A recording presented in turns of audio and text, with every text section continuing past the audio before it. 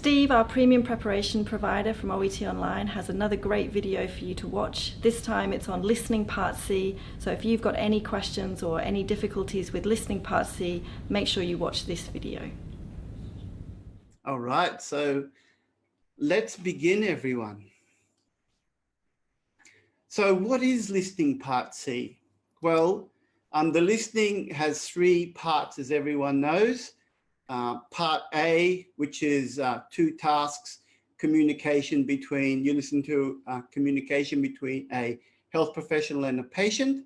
Then part B has 6 short extracts with 3 multiple choice questions. And then part C, you hear 2 presentations on healthcare topics. Each presentation will be 5 minutes long. Right, I'm sure you're aware of that. What types of communication will you hear in Part C? Well, it'll either be an interview with a health professional on a health-related topic, so that's an interview. That means that there's an interviewer asking questions, and the health professional is responding. In those types of tasks, it's quite good because you get a clear structure. So for every question the interviewer asks, there's one response, and that response relates to one of the questions. So it's quite easy to follow. A second type is when you're listening to a lecture or presentation on a health-related topic. And there are no questions and just very minor pauses. So you have to be very alert as to when the topic moves forward for that type of task. And that's what we're going to be listening to today, actually. So we'll develop some strategies to help you with that. There are 6 multiple choice questions per extract and 3 answer choices. So let's have a bit of a further look at that. So the core skills, well, you're going to have to listen to that main idea of the communication to try to work out what message is being sent by the speaker and try to grasp that main idea. Or it could be the purpose, that the communication could be for a particular purpose, whether it's providing education or examples or something like that. And the speaker may also have an opinion on the topic which isn't said directly, but can be inferred by what the speaker is saying. That means you've got to dig a little bit deeper. So that's what the task is requiring you to do. In terms of the exam itself, you get 90 seconds pre-listening. So on exam day, you'll see your 6 questions and you'll have 90 seconds to go through those questions. It's not very long. 90 seconds. So it'll be a fairly quick exercise of trying to read the question stem carefully so you can understand that. So the question stem is the sentence above the multiple choice questions A, B, and C. So that's very important, the question stem. And then you'll look at the answer choices. For many of you, you won't have time to read them in full or to reflect on them because there's not enough time. You'll just briefly go through, underline a few key words so that you can refer to them after. So that's what you do in the 90 seconds. Then the audio will start. And while you listen, this is where a few skills come into play. You're going to try to focus on that main idea of communication. You'll be listening out for certain signal words, however, but, therefore, as a result, for that reason, and so forth, things that signify that something important is coming or making the relationships between ideas clear. You listen out for those words because that can guide you to the right answer. You'll also hear lots of synonyms. The language used in audio won't necessarily be the same as the text, but the meaning will align. So you be on the lookout for synonyms. A useful strategy that you may consider is take notes as you listen. Personally, I find that quite useful. It focuses my listening. So if you're good at note taking, you can make a few notes that can help you stay on track and follow what the speaker is saying. As you listen, you do need to be reading the answer choices as well. So you're sort of multitasking there. You're reading and listening at the same time. That's an important skill to develop. You may be able to rule out incorrect answers as you listen. That's quite good as well. And then finally, select the correct answer. So lots of things going on with a multiple choice question. It's not listening only, it's also being able to follow and read and listen at the same time and make decisions.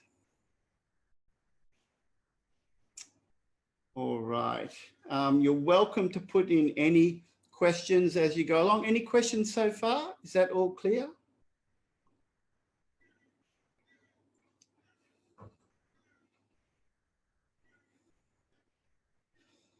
All right, just welcome to type in any questions that you may have. So what we're going to listen to today, it's this image you can see. You can see a doctor here talking to a patient. And the actual topic here is given to us, just like it will be on exam day. And it says, you hear a hospital doctor called Dr. Keith Gardner giving a presentation about some research he's done on staff-patient communication. So there's the key word to everyone. We're going to listen to a topic on staff-patient communication. Okay, we can see our staff member. This will be the doctor, and here's an elderly gentleman. This is the patient. Okay, so is this a familiar topic for everyone? It's not so much about a medical topic, this one, is it? This topic's about medical communication, all right, medical communication. Okay, so now we have our, whoops, I'll just go back one. So what we're going to do now is have a discussion, everyone, and I'd love to get you involved. Chris says, what does it mean, tune in to the conversation? Tune in means listen and focus. Good question, Chris. Alice says, we noticed that in part C, there are always two choices which are almost identical to each other. Is that right, or it just so happens? I think it's case by case there, Alice. I think sometimes you might see answer choices which are similar. But in this particular example, I've noticed actually the answer choices are quite different. But as you do read through the question and answer choices, you may be able to form some thoughts or ideas on what you feel is a logical answer choice. But the bottom line is it's not so easy to predict. You're only given 90 seconds to go through the answer choices. So the best way to make your decision about what's right or wrong is obviously after listening. But let's begin with our pre-reading. And I'm going to underline a few words here, everyone. So you're looking at this screen. So the question, Dr. Gardner first became interested in staff communication. So for me, that's a really typical question that you'll see in the listening Part C test, and we've got the word first. So initially, what led to his initial interest? Maybe not the secondary interest, but the initial interest. So always underline words like that. Why did he first become interested? And then there's three reasons. Experiencing poor communication as an inpatient. That means he was a patient and he experienced it. Or he observed the effects of poor communication on a patient, an observation. Or after analyzing patient feedback on the subject. So there's three possible things which could have triggered his interest. So just like I've demonstrated there, quite quickly just go through and underline keywords is what you should be doing in that 90 seconds. Question 2, what point does Dr. Gardner make about a typical admission? So we're listening for a typical admission here. That's our key word. One thing I can tell you about this type of lecture topic, when they transition from question to question, the speaker will mention words like typical admission. You'll hear that, and that will be your signal that we've moved on from question 1 to question 2. So you do need to be reading and listening at the same time to follow the thread. Okay, what point? The information can overwhelm the patient. Patients feel unable to communicate effectively. Filling in detailed paperwork can be stressful. So filling in paperwork can be stressful. So I'm just underlining the key words, giving everyone an idea. Question 3, Dr. Gardner uses an example. This is an interesting question, everyone. Doctor uses as an example of poor communication to illustrate the point that. So this one, we're going to hear an example, obviously, of poor communication. And then he's illustrating or demonstrating something. And why is he doing that? Well, is it A, patient should be consulted about desirability of a hospital stay, whether they should have one or not? Or is it that specialists need to be informed that if there are mental health issues, or relatives' knowledge of patient's condition shouldn't be taken for granted? So this is an interesting question. Question A talks about the patients. B, answer choice B, talks about the specialists. And C talks about the relatives' knowledge. So three different subjects there, everyone. 3 different subjects. So all very different there. Let's continue, everyone, before we listen. Question 4. Dr. Gardner explains, let's get my pen. Dr. Gardner explains that a survey conducted among inpatients about communication, A, measured the difference between expectation and actual experience, asked opinions about always watch out for this word, all aspects of the service, as opposed to some, included questions on how frequently they visited hospital. So we've got 3 choices there. We're going to need to read and listen together. Question 5 is about a common complaint. One common complaint from the survey. Is it a lack of privacy, overuse of unclear medical terminology, or a tendency not to address patients in a respectful way? So is it about showing respect? Is it about the use of medical terminology? Or is it about a privacy issue? So you've got 3 main topics there: privacy, unclear medical terminology, and respect. So that's one of the things, trying to identify. One of these is a concern. We have to listen for that. And then we've got question 6. How does Dr. Gardner feel about the results? So we're looking for his feeling. Is he surprised by one response? Is he reassured by the level of care identified? Or is he worried about unforeseen problems? So here we've got 3 adjectives describing his feeling. Is he surprised? Is he reassured? Or is he worried? It's going to be one of those. So you can see patterns in the way that questions are developed. So that's what you do in your 90 seconds, everyone. It'll be pretty fast, I can tell you that. Okay, now it's our chance to listen. So we've got question 1 here, everyone. And what I want you to do, you can see the question there. You might want to have a piece of paper there and get ready to write down the answer. I'm going to play the audio. It's going to go, we're going to do 1 question at a time. Each will be about 90 seconds long. No, maybe less than that, about 45 seconds long.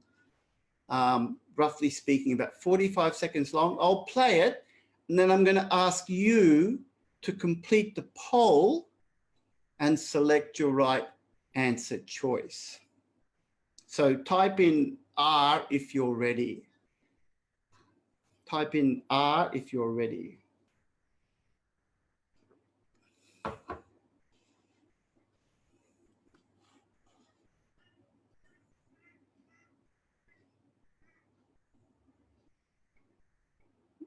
Good. Arun is ready. Alice is ready.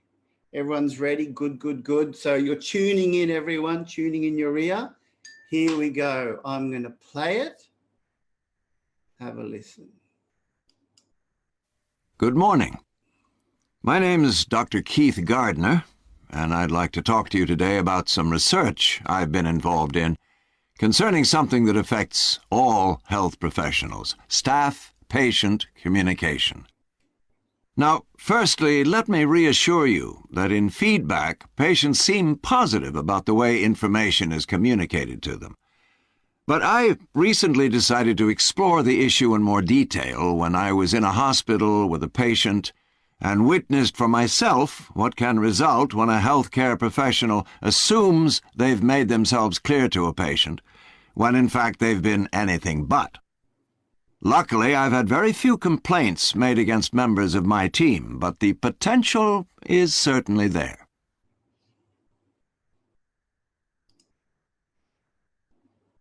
Okay, everyone, we've heard that. Now, I've put a poll up there, and now just select your answer there. What do you think the answer is? A, B, or C? Dr. Gardner first became interested in staff-patient communication after A, experiencing poor communication as an inpatient, B, observing the effects of poor communication on a patient, or C, analyzing patient feedback on the subject of communication. Polls quite interesting there. We have 50%, so B is trending strong at around 50%. C is quite strong, about 36%. And we've got A at about 14%. So not many of you like A. I can see that there. All right, well, let's see what it is, everyone. 50% went for B, 36% were attracted to C. All right, the answer was B. Well done, everyone. 50% of you got it right, and we're just over 50%, but about 40% had difficulty. So why is the answer B? Well, let's just have a look at the transcripts, everyone. I'll jump through to the main paragraph. Dr. Gardner said, now, firstly, let me reassure you that in feedback, patients seem positive about the way information is communicated. Now, this is a key word, everyone, but signal word. After but, something very important was said. But I recently decided to explore the issue in more detail. That means he's interested in it. When I was in a hospital with a patient and witnessed for myself what can result when a healthcare professional assumes they've made themselves clear to a patient when in fact they've done anything but. That means they haven't made themselves clear. So witness for myself, that means he observed the effects. That's our answer, everyone. And C, analyzing patient feedback data. Well, it doesn't say here. He did say he read the feedback and it seemed positive, right? He did say that. Let me reassure you it's positive. But this isn't what triggered his interest. So it comes after that sentence. So there's a bit of a trap there for C. That's why I think a lot of people chose it, because he used the word firstly, but that his first was a reassurance. The patient feedback is positive, but then he explored the issue of patient communication, staff-patient communication in more detail when he witnessed that problem. Is that clear, everyone? Answer choice is B, and 50% of you got that. All right, good job. Let's continue, everyone. Try question 2. Turn off my audio. We'll do another poll here. What point does Dr. Gardner make about a typical admission to hospital? You can read that yourself on the screen. Let's play it. So first, let's start by looking at a typical hospital admission for an inpatient, and the first communication they have about any procedures they are to undergo. On arrival, a patient will complete necessary paperwork. Various staff will talk to them about their treatment during their stay, which is designed to reduce patient anxiety. However, from some patients' point of view, this interaction can seem very complex and difficult to take in, especially at a time when they're not at their best physically or mentally. So it's doubly important to check that any communication has been understood. Okay. A couple of people have gone in early.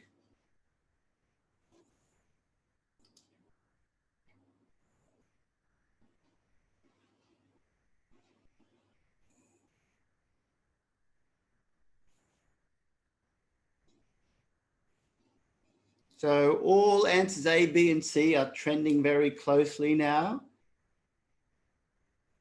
B's leading the way with 45% at the moment. A on 30%.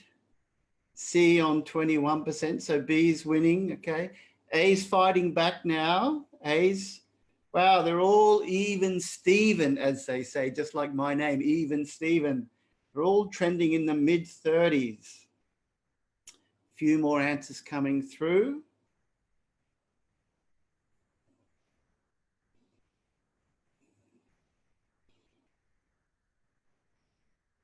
Okay, so we ended up with roughly about 33%. Well, all pretty even, but B and C the most, followed by C, but followed by A. A got the least responses, only 25%.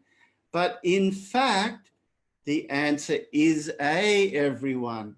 So only a quarter of you got this right. So why? Why was this hard? Well, I'll show you. Let's read through the script, everyone.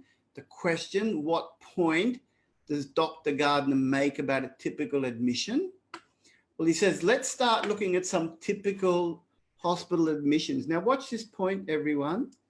We know we're on question 2 because Dr. Gardner says these words and we see it in the questions. That's very important for you. That's how you know when you've gone, one question has ended and a new one has started. So it is very important that you read the question stems while listening.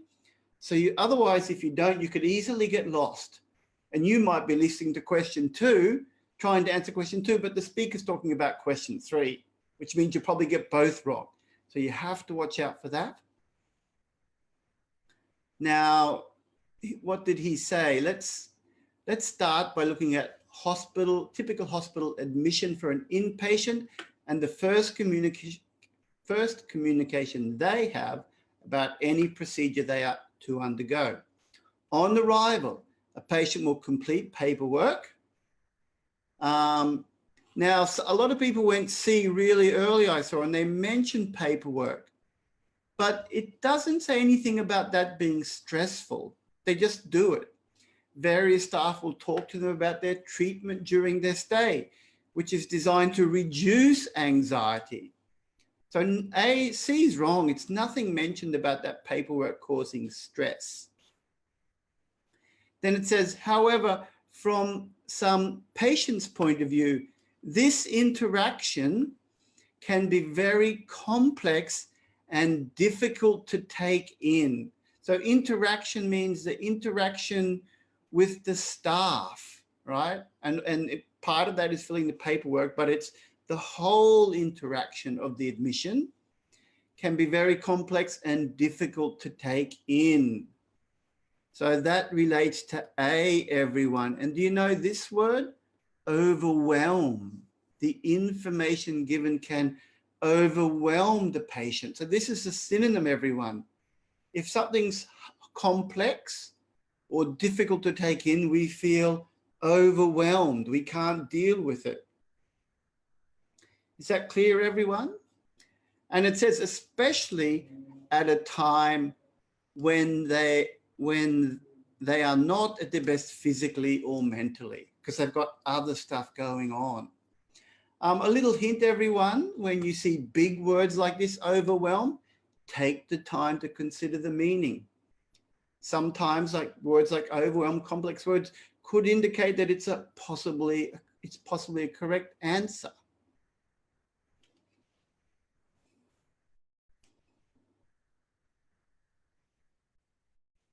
All right. Any comments? Just add them now. Any comments?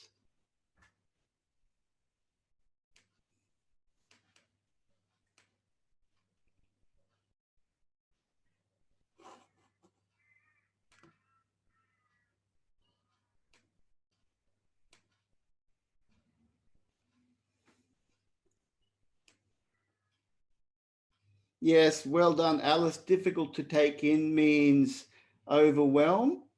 And I see a lot of people actually typed in the answer C there.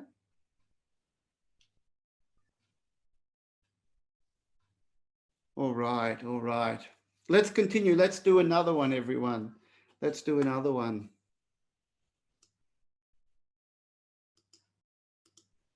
So we've got question 3, everyone. I'll just bring up the poll for you. Just a moment. Okay, I'm going to play it. I'm sure you're all ready. Question 3. Dr. Gardner uses an example of poor communication to illustrate the point that, what's he illustrating? A, B, or C, everyone? Now, to illustrate what I'm talking about, let's take a hypothetical situation. I often use this because it highlights the potential consequences of poor communication. A man in his 80s is admitted to hospital, despite his protestations, with ongoing severe back pain. On investigation, it's found his cancer has spread. The outlook is poor, and further compounded by his becoming depressed and refusing to eat while in hospital. A feeding tube is inserted, a procedure which the patient complies with, but which his family members query. The doctor on duty updates them, assuming they're aware of the severity of the patient's condition, when in fact no such prognosis has been shared with them.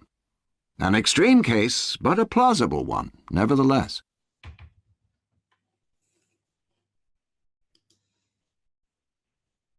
Okay, this is a challenging question, everyone. Type in your answers. Is it A, is illustrating the point that patients should be consulted about the desirability of a hospital stay? Is it specialists need to be informed for any mental health issues? Was that spoken about? Or C, relatives' knowledge of a patient's condition shouldn't be taken for granted? Okay, we've got a few options coming in. A got the least, less than 10%. B is around 15%, and C has about 80%. Well, that's outstanding, everyone. You've done very well on this one. It's C, everyone. Well done. Give yourselves a clap, pat on the back. I thought this might be a little bit harder, but you've done great. And the answer comes from the last part. So we had to listen to quite a lot. Then we came to the final sentence or two, and they said, so this patient has cancer, and they said a feeding tube is inserted, a procedure which the patient complies with, but, there's that word but, this is the third time now, but, which is family's query. The doctor on duty updates them, assuming they're aware of the severity of the condition, when in fact, no such prognosis has been shared with them. So that means that the patient didn't tell his relatives of their diagnosis. Dr. Gardner acknowledges it's extreme and not common, but plausible, possible. I have a question to the audience. I've underlined the word assume. Look at question C. Can you see the expression? There's an expression there which means to assume something. See if you can tell me what the word assume means.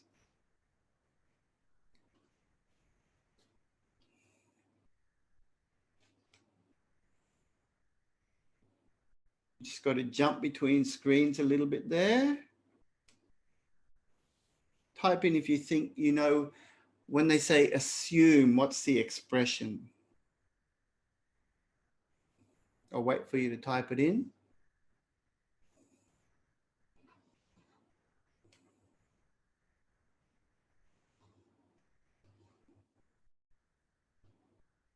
Look at the answer choice C.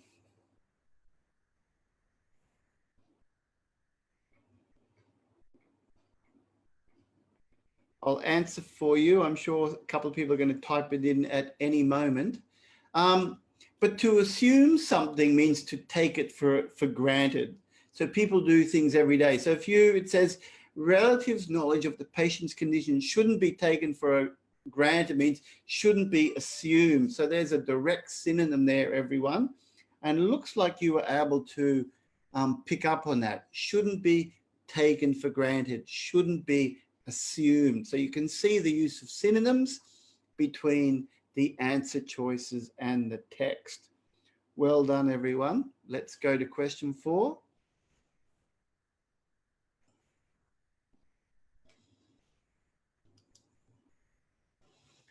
Dr. Gardner explains that a survey conducted among inpatients about communication. So what is he explaining about the survey? We're going to have to listen very carefully for this one. Same pattern, everyone. In order to find out exactly what inpatients felt about the service they were receiving in this hospital, we conducted a patient survey.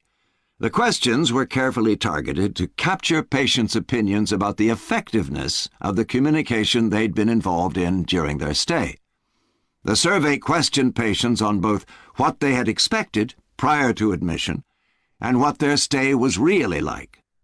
These two scores were then used to calculate what's called a gap score. The survey also included questions to measure the patient's behavioral intention, that is, how willing they would be to return to the hospital for treatment. Patients completed the survey themselves, and results were then processed with the help of medical students.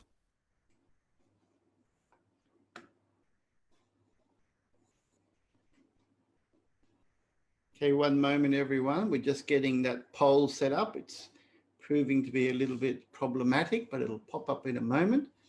In the meantime, you can also just text in your answer.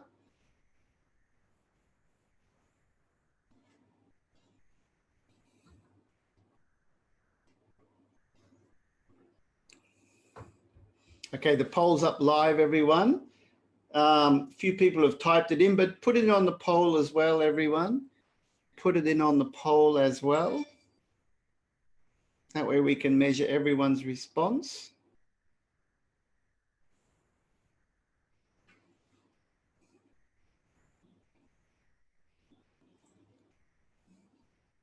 Look and see a lot of people going for A. Well done. There's a couple of B's in there as well, but largely A. A is right, everyone. Well done. The answer is A. And when we analyze the language, measured the difference between their expectations and their actual experience, we can see that if we look it up here, I'll bring it up with this. We can actually see the words underlined, expected and really like. So expectation, so that's our synonym, the noun expectation, right? And what their stay was really like, their actual experience. So we can see those synonyms, and a lot of people got that right.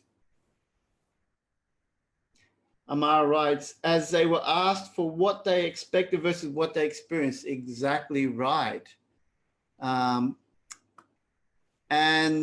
then it says these two scores were calculated.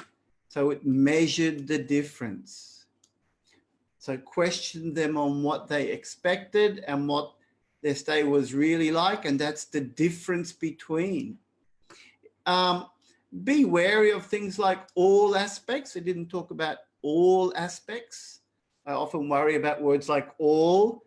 That's a bit of a, sometimes these questions can be right, but I would say be cautious about question types that say all or everything. Listen carefully to decide if it's right. And nothing was mentioned about the frequency of their hospital visit. Okay, let's continue, everyone. 2 more questions to go. Hope you're doing well. Hope you're getting a few right.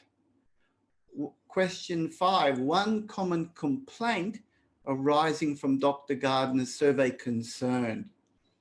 So we saw this one before, privacy, medical terminology, or respect. Have a listen. Now, the survey produced some interesting data about communication, including both praise and complaints. Clearly, in a hospital situation, staff are dealing with confidential and sensitive information, which must be communicated in private, a situation which can be difficult to achieve in a large and busy hospital. However, we scored highly on that point, and we were also pleased to note that staff did manage to communicate in a manner that treated patients with dignity and respect. Of course, staff also have to ensure patients fully understand what's been said to them, and this last point's where we received the most negative feedback. Both patients and relatives noted a tendency for professionals to resort to the use of jargon and complex terms when explaining both diagnoses and procedures, which left some patients confused. However, patients were generally satisfied with the information about any follow-up treatment provided after discharge.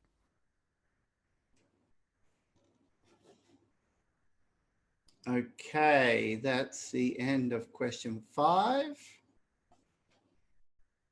can bring in your answers. If the poll's not working, just text them in.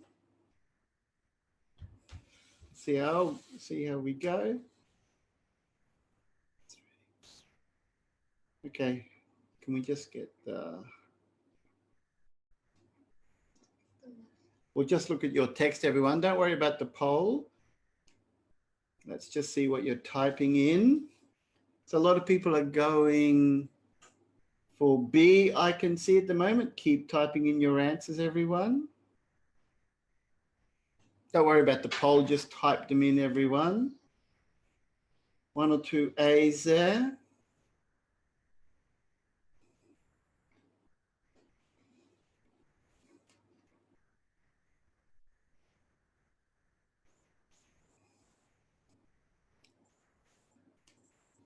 Okay, and the correct answer, everyone, is indeed B. Well done. Many of you chose B.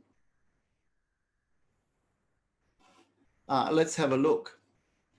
Now we had to listen clearly. This one we could rule out, and tell me if you were able to rule out as you went along. And just let me pause for 1 sec, everyone.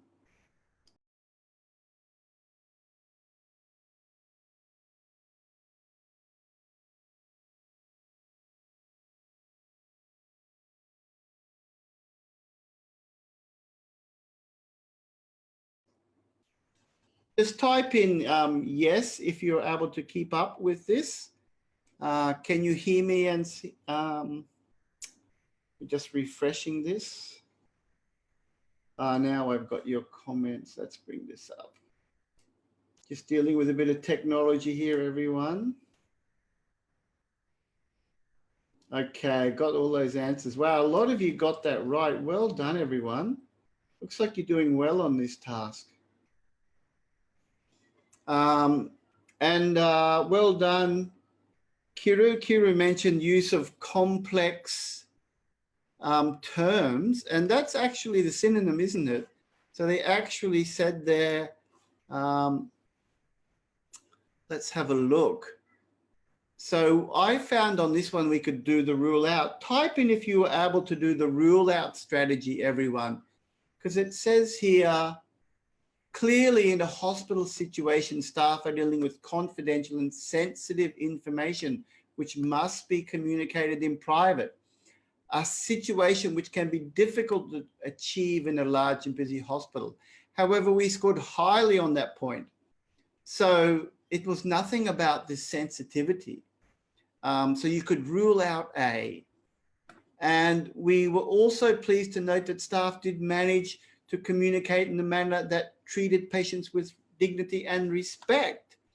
C says not to address patients in a respectful way. So it's the opposite. So this is one of the key strategies, and I'm getting a lot of people type in yes, rule out as you listen. And obviously it's not really that hard if you're focused. So we could rule out A and C, and then we came to B, and they said staff also have to ensure that patients fully understand what's being said to them. And this last point's where we received the most negative feedback. So this negative feedback means common complaint. We had to read the question stem carefully. One common complaint.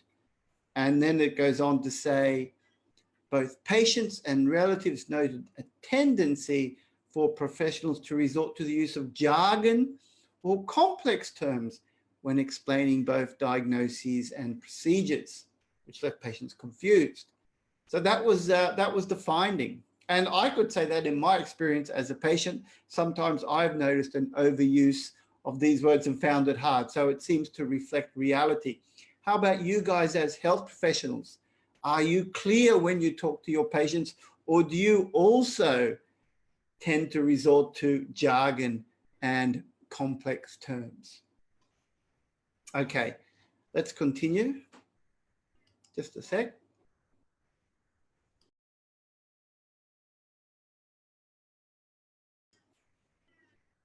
For the last one, we're not going to use a poll, everyone. We'll just get you to type in your answer. So question 6, how does Dr. Gardner feel about the results of the survey?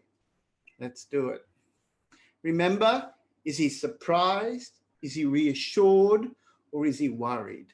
Let's find out. Also, once we'd sifted through all the results, a clear pattern began to emerge regarding the care given by nurses, which I found particularly interesting. I'd assumed that having a number of different nurses attending to a patient during their stay was a good thing, because you need enough staff to cover the various shifts and attend to patients' needs. What I certainly hadn't expected, though, was for patients to say they felt their recovery was faster when they had to communicate with only a small number of nurses. In other words, when they were surrounded by familiar faces.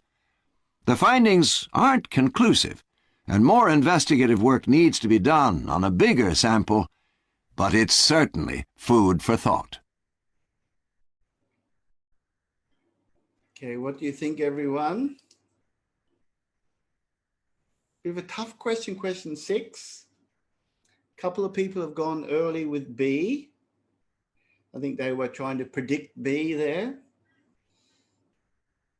We're getting some A's.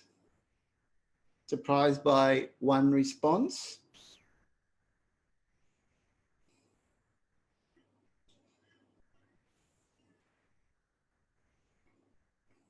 A lot of A's coming through. Another B.